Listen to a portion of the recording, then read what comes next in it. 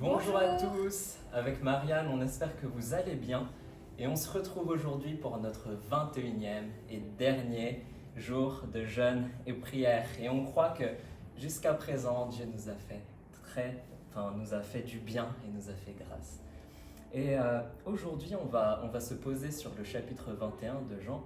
Et quelque chose qui me touche personnellement, c'est bien que l'œuvre de Christ soit terminée, bien que l'œuvre de Christ soit parfaite. On a pu voir dans le chapitre 20 et aussi dans ce chapitre 21, Jésus qui va prendre le temps de se révéler en fait aux disciples. Il va se révéler à eux, que ce soit pour les encourager, comme on le voit dans Matthieu 28, que ce soit pour encore une fois attester de qui il est et de sa résurrection. Il y a justement 1 Corinthien qui nous dit qu'il s'est révélé à plus de 500 personnes après sa résurrection. Mais là, dans le chapitre 21, on voit que Jésus a pour but en fait d'amener ses disciples en fait à la perfection en fait. Il veut vraiment accomplir parfaitement son œuvre en eux. Et c'est juste incroyable en fait. Oui, et en fait, on a deux grands points dans ce chapitre qui ressortent. Et le premier, c'est que en fait, Jésus prend soin de ses disciples. On voit à travers ce miracle de la pêche et donc avec les poissons et les pains qui sont prêts quand ils arrivent sur le rivage, Jésus a tout préparé. Il a prévu les choses pour eux. Il a pris soin en fait. Et donc on peut en retirer qu'il prend soin de nous aussi en tant qu'Église et en tant qu'individu. Alors pour voir le miracle, ce qu'on voit dans Jean 21, c'est que les disciples, premièrement, ont écouté et ils ont jeté le filet que Jésus leur a demandé de jeter à côté de la barque. Malgré l'échec d'une nuit entière à pêcher. Ça nous montre qu'il y a une obéissance à avoir. C'était la première étape pour voir ce miracle. La deuxième chose, c'est que quand Jésus les a appelés à revenir vers lui, à le rejoindre, ils ont obéi immédiatement. Ils ont rejoint le rivage pour voir Jésus. Ce que ça nous enseigne, c'est que suivre Jésus doit être notre priorité. C'est ce qu'on doit faire dans notre vie dès lors qu'il nous appelle. Peu importe ce qu'on est en train de faire, comme les disciples ont tout abandonné alors qu'ils étaient en train de pêcher une pêche miraculeuse, ils ont rejoint Jésus. Le troisième point, c'est qu'ils ont ramené du produit de la pêche quand Jésus leur a demandé de leur en redonner. La pêche, c'était une activité commerciale, c'est ce qui aurait pu leur permettre peut-être de subvenir à leurs besoins. Ils avaient peut-être l'intention de vendre tout le poisson qu'ils avaient eu, mais ils ont aussi obéi et écouté Jésus quand il leur a demandé de ramener une partie du produit de la pêche. Et on apprend ici que tout ce que Jésus peut nous demander de faire, il faut qu'on le fasse, et surtout, tout ce qui nous appartient en réalité à Jésus parce que c'est lui qui pourvoit, c'est lui qui nous donne toutes choses.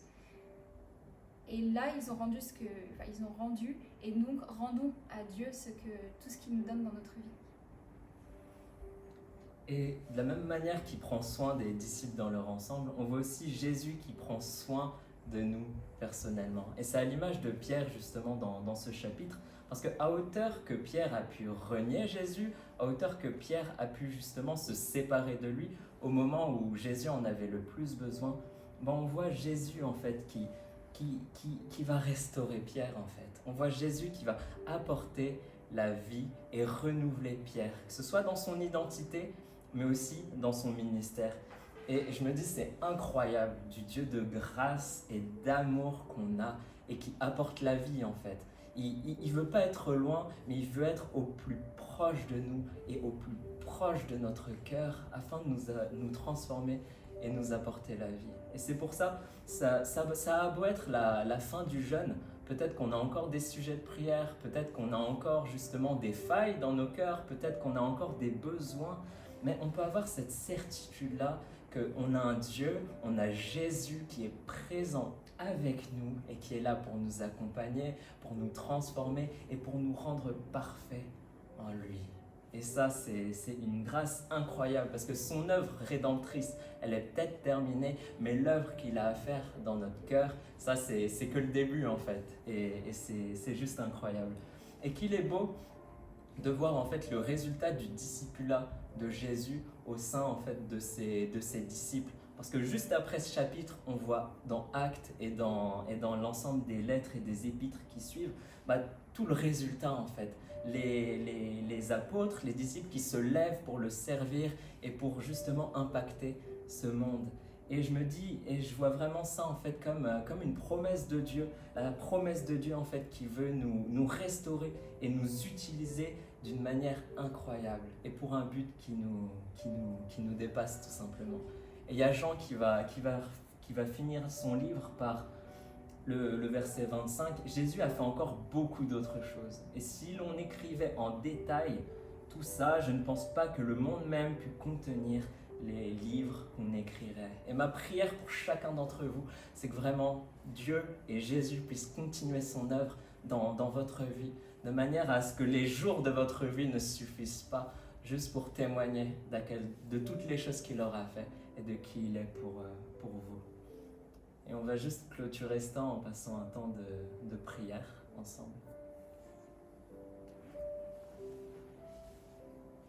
Seigneur, merci pour ce jeûne qui se clôture. Seigneur, merci pour tout ce que tu as fait, pour tout ce que tu vas encore faire, Seigneur, par la suite.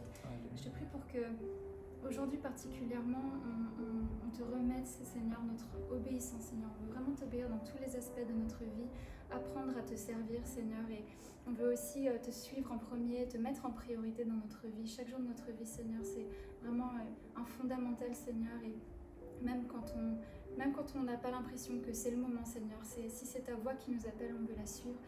On veut aussi te confier toutes choses, Seigneur, parce que c'est de toi que viennent toutes les bénédictions, c'est de toi que viennent toutes choses que nous avons, Seigneur, et elles t'appartiennent. Vraiment, on veut apprendre à te remettre ces choses-là, Seigneur Jésus. Oh, alléluia, Seigneur, merci pour tout simplement qui tu es, Seigneur. Merci pour ce jeûne de qualité qu'on a pu passer avec toi et merci pour toute l'œuvre que tu fais aussi en nous, Papa. Que ce soit, Seigneur, que tu nous donnes, Seigneur, du renouveau dans notre âme, dans nos pensées, dans notre esprit au quotidien. Que ce soit aussi cette préparation où tu nous prépares chacun et chacune afin, Seigneur, d'être des hommes et des femmes de Dieu qui ont un impact autour de nous, Seigneur. Et en cela, Seigneur, on veut encore, Seigneur, pendant cette fin de jeûne, te remettre nos vies personnelles, te remettre nos vies aussi en tant qu'Église, afin que tu puisses continuer d'agir dans chacun de nos cœurs, et afin, Seigneur, que tu puisses parfaire ton œuvre en nous, et nous lever, Seigneur, pour faire ta volonté, Papa. Donne-nous, Seigneur, d'être, Seigneur, toujours plus unis les uns avec les autres. Donne-nous, Seigneur, de montrer davantage de l'amour, Seigneur, les uns pour les autres, et aussi pour toutes les personnes de cette terre, Papa. Viens te révéler à nous, viens nous transformer, et que tout ne soit que pour la gloire de ton nom. Merci beaucoup pour ce jeûne et que tu puisses continuer de nous visiter, Seigneur, tout au long de cette année, dans le nom puissant de Jésus. Amen. Amen. Que Dieu vous bénisse. Soyez bénis.